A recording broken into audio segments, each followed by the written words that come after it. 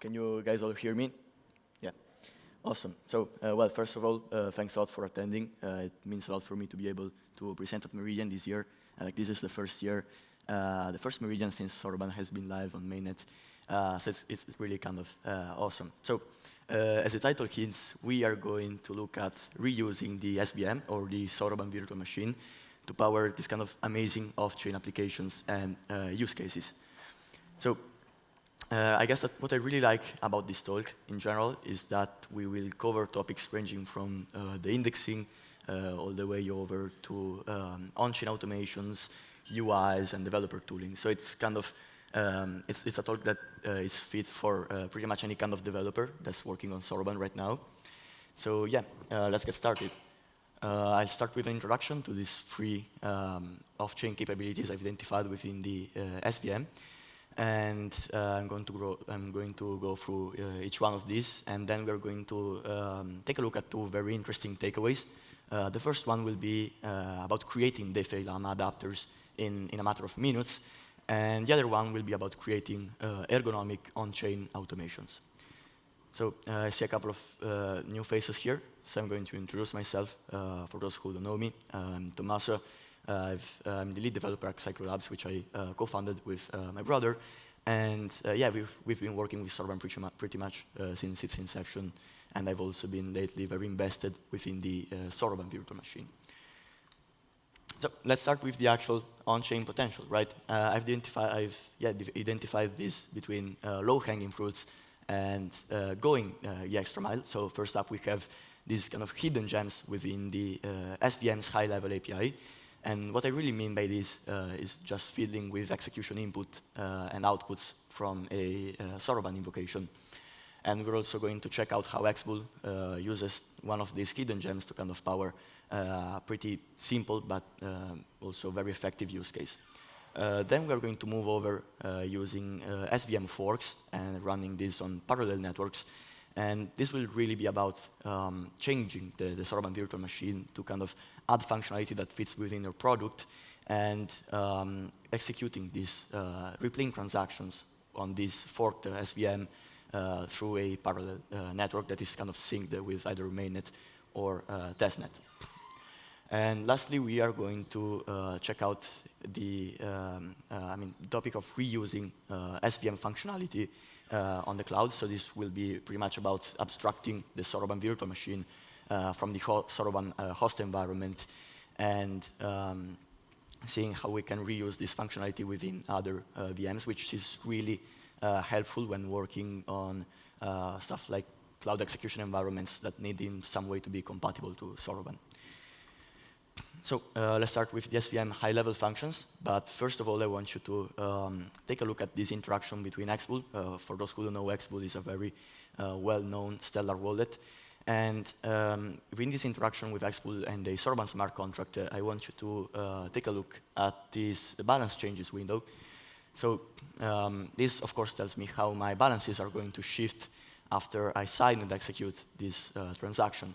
And of course, this is a simple functionality, but it makes users much more comfortable when signing and submitting transactions to the network. And the reason why I bring this to this talk today is because of how easy it was to achieve something like this with Soroban, thanks to the SVM. In fact, I've circled this briefly with Enrique, Xbull's maintainer, and he confirmed my thesis. So building this kind of stuff with Stellar is really awesome and simple. Before getting to that, though, let's take a look at these kind of high-level APIs I mentioned for the SVM. We have here on the left side of the slide these two code images. The first one on the top is the actual parameters of an SVM execution. And there are a lot of interesting use cases here, mainly for developer tooling, because you can fiddle pretty much with the state you feed the virtual machine with. But I really want you to focus on this, on the output of this. So the ledger changes field. I don't know if you can see it, like the third on the bottom. And this is going to tell us what are the actual effects of the transactions once it lands on the network. And this is exactly what Xbull is doing. So they are kind of decoding this ledger changes array and showing them in this balance changes window. So this was great, and what I really like about this is that it can be pretty much, I mean, it's at everyone's fingertips, right? It's so easy, and you don't need to learn anything about the SVM or Rust code, advanced Rust code. So it kind of fits for any kind of dev here. And yeah, let's jump now to a slightly more advanced use case, which I also think is a bit more interesting, which is SVM forks and parallel networks. So what I mean here by leveling up the off-chain game is really bringing in the actual SVM runtime game. So for instance, let's take RetroShade. So this is a product which we've really just recently launched, and it's a runtime indexer. You guys know what an indexer is, right? It's kind of like this product to get on-chain data into your own database for it to be queried efficiently. And what I mean by runtime indexer here is that all of the indexing logic actually lies within the smart contract. So it's written to the database within the smart contract's execution. And this really opens up for a lot of use cases and interesting stuff, mainly because you can actually reuse existing runtime variables. You can reuse Soroban host functions. You can reuse all of the helper functions you might have on your contract, like math functions and that kind of stuff. And really, you don't need to learn any new kind of tech stack. So I hope this sounds interesting for anyone that is building on Soroban right now, because what this actually means is that something that first took you days or even weeks to get right and build an actual feature-rich, customized indexer for your smart contract actually takes much less right now, and you don't need to learn anything new for that. But I mean, how does this actually work? So there is this, I mean, of course, we are forking the SVM here. There is not, I mean, such functionality is not, does not exist in the current state of the SVM. And I'm not going to delve into the details here of how we fork the SVM, because there isn't time for that. But you can find all the details at there is a blog post at htdep.github.io that will kind of fill in the technical blanks here. But really what happens is that, let's say you have your smart contract running on mainnet, you can fork it, add the indexing functionality within the contract, and deploy it to this kind of RetroShade compatible network that will make sure to replay the transactions on this kind of forked version of the VM to load the data into the database. So this is, this is really interesting, and we're going to check this out in a minute. But first, let's switch to the other use case here that is a bit more complex, and it's a bit less applicable to kind of most developers, but really is really interesting and points out the, how technical sound the SVM is, which is virtual machine abstraction and leveraging the SVM on the cloud. And what I mean by leveraging the SVM on the cloud here is, well, let's start by saying that, of course, creating virtual machines is not like an everyday task, right? But it actually happens, and quite a lot if you ask me. Like, let's say you're creating a new execution environment that needs to kind of execute arbitrary user input, and you want it to be in some way compatible to Soroban, or you're even building a new blockchain and you need a virtual machine to kind of execute the blockchain smart contracts. Or even, let's say you're working with like bare metal VMs, and you need to find a way to execute very small programs very fast and efficiently. So in all of these cases, what happens is that reusing the functionality that is already exported and defined within the SVM is actually a huge kickstart. It actually, for instance, for creating a new blockchain, it helps you kickstart with the host and guest transmissions, or you can even use the very same Soroban SDK typecasts and functionalities.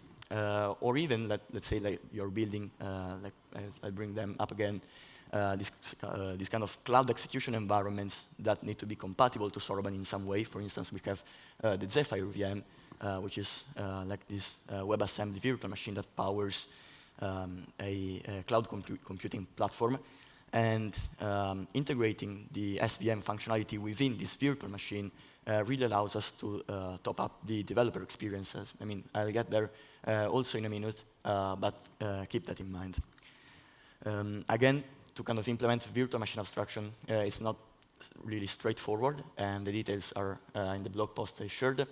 But what you need to keep in mind here is that we are abstracting the actual virtual machine from the host environment and placing that host environment and wrapping it within our virtual machine's host environment. So this kind of explains it, but all of the technical blanks will be in the article I shared. So let's now actually talk about the takeaways. So the first one will be DeFi Lama adapters in, I mean, actually here 10 minutes, but what I really mean is like in very short times.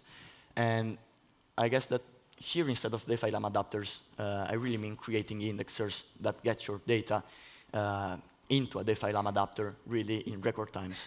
That's because, well, if you've followed before what I said with RetroShades, you can now actually create off-chain indexers that actually rely on on-chain runtime variables and on-chain functions. So something that took you days before to achieve, to kind of decode all of the data, the events, make sure that the events matched with the actual contracts you're indexing, dealing with XDR. And all of these things are not needed anymore because you already have all the data you need at runtime. You could read from contract storage. You could even perform cross-contract calls. And really, this means that the indexing experience really is completely topped up thanks to this SVM runtime tooling. So, for instance, here we have a generic protocol that uses a deposit function, and we can kind of emit this structure within a structured and typed table. And to kind of emit this structure, we can reuse runtime variables. For instance, also here, I pointed out that we are making a cross-contract call over to the Reflector Oracle to actually get the price in USDC for the amount that is being deposited. So this also gives us, for instance, per block accuracy in prices. And once you have once you have this smart contract fork deployed on one of these RetroShade networks, and the virtual machine, the VM fork is open source, by the way. So once you have this program on your on this network, you can actually pull in that data within DeFi Lama. Let's jump now over to the second takeaway, which is ergonomic cloud on-chain automations. So let's say that we are building a bot. It's a very simple bot that checks whenever there is a deposit event on the Blend EBX pool, and if there is, it will supply some collateral there. Of course, the strategy doesn't make much sense now, but it was kind of to keep things simple. And how you would approach this in general is, listening to these transaction streams, understanding which one of these transactions actually included Blend borrows, and then, if so, you can simulate the transaction and send it over the network, right? And I think that where the reusing the SVM really fits in here is on the ergonomic part of the title, so creating ergonomic on-chain cloud automations. And that's because, for instance, here within this bot, we are actually, for instance, reusing the Blend's request contract type. So instead of having to deal with XDR directly, we can cast the XDR without having to decode it to the actual request type. And that's really thanks to the conversions and all of the smart Soroban VM functions that we have linked within the Zephyr virtual machine. Another really interesting feature is that because we already have a handle of the virtual machine, we can actually simulate cross-contract calls synchronously within the virtual machine. So we can kind of simulate a transaction within these cloud programs, check the results, and report back. In this case, we are signing the transaction and then sending it over to the network. So that kind of wraps it up for me. And really, there is a lot of tooling right now on Soroban, and there's more coming out, I'm sure. And one of these tooling is definitely the Soroban virtual machine. So I would advise any kind of developer here to kind of starting to get familiar with the technology, because it's really amazing what you can accomplish with the SVM over virtual machines like the EVM or like the Solana VM. So like connecting it to these downstream systems is really nice. Here are like these takeaways I prepared, like the fast grabs from the talk. The first one is that the SVM, again, is really is awesome. And if you're a front-end developer and don't want to get much mixed up with SVM's low-level functionality, you can look at these high-level APIs and fiddle with them to kind of achieve already a really amazing developer tooling experience.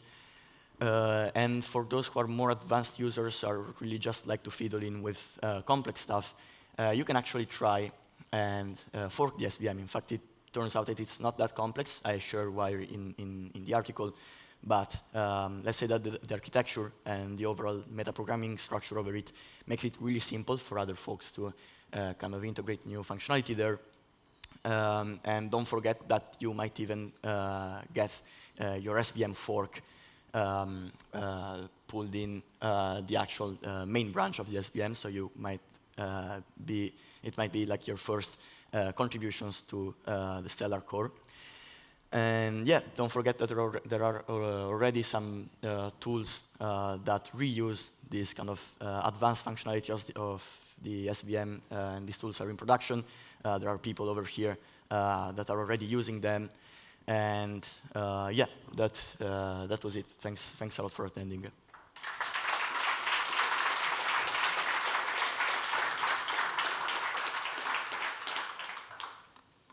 If you guys have any questions, feel free to ask me. Anyways, I'll be around here. I'm always online on Discord or Twitter, so definitely hit me up there. Thanks a lot.